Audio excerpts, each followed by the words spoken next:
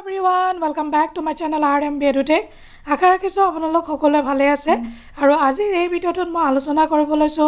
অসম লোকসেৱা আয়োগ Assam public service কমিশনৰ নেক্সট প্ৰিলিমছৰ নটিফিকেশন ওলালে আপোনালোক সকলোৱে হয়তো সাইটত ভিজিট কৰিছে গম পাইছে তথাপিতো মই ভাবিলো এটা ভিডিঅ' বনাই সকলোকে শেয়াৰ কৰি দিও এয়া দেখিছে 12 জানুৱাৰী আৰু টোটাল 235 পোষ্ট আছে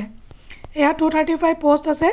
আৰু সেন্টাৰ বহুত জায়গাতে প্ৰিলিমছৰ কাৰণে সেন্টাৰ থাকে প্ৰত্যেকখন ডিস্ট্ৰিক্টতে এটা সেন্টাৰ থাকে আপোনালোকে নিজৰ সুবিধা অনুযায়ী সেন্টাৰ সিলেক্ট কৰি ল'ব আৰু আপোনালোকে গম পাইছে প্ৰিলিমছৰ দুখন পেপাৰ থাকে আৰু মই খালি ইম্পৰ্টেন্ট কথাখিনি কৈ দিছো আপোনাৰ লাষ্ট ডেট হৈছে 6 ফেব্ৰুৱাৰী 2024 হেতু কিন্তু ইম্পৰ্টেন্ট 17 জানুৱাৰীৰ পৰা অনলাইন এপ্লিকেশন ষ্টাৰ্ট হ'ব আৰু 6 ফেব্ৰুৱাৰী লাষ্ট নেক্সট ইম্পৰ্টেন্ট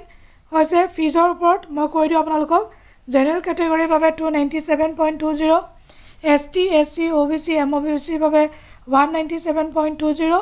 BPL বাবে 47.20 PWD candidate বাবে 47.20 আৰু women candidate including ex servicemen এবিলাকৰ কাৰণে 47.20 তাৰ পিছত আপোনালোকৰ ইম্পৰ্টেন্ট কথাটো হ'ল এজ 21 মিনিমাম এজ থাকে আৰু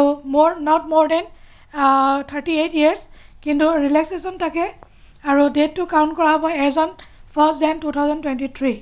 আৰু এজ ৰিলেক্সেশন OBC বাবে থাকে 3 বছৰ ST SC বাবে থাকে 5 বছৰ আৰু PWD ক্যান্ডিডেটৰ বাবে 10 বছৰ থাকে আৰু ম্যাক্সিমাম এক্স সাৰ্ভিসমেনৰ বাবে 50 ইয়াৰ্স ফৰ আনৰিজাৰ্ভ ক্যাটেগৰী বাকি আপোনালোকে এবাৰ নিজে চাই ল'ব কি লাগে আপোনালোকে গমে পাইছে আৰু stages of the examination prelims হয় মেইনছ হয় তাৰ পিছত ইন্টাৰভিউ হয় মেইনলি এটা মই অকল প্ৰিলিমছৰ বিষয়ে কৈ দিও দুখন পেপাৰ থাকে GS1 GS2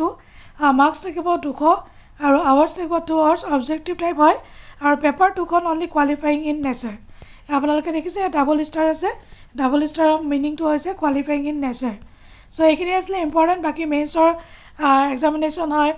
ইন্টাৰভিউ হয় সো এইখিনি আপোনালোকে এবাৰ নিজে চাই ল'ব মই জাস্ট প্ৰিলিমছৰ কথা কৈ দিছো যেটো বৰ্তমান প্ৰথমতে আমি প্ৰিলিমছটো দিম একাৰণে প্ৰিলিমছৰ কথাখিনি কৈছো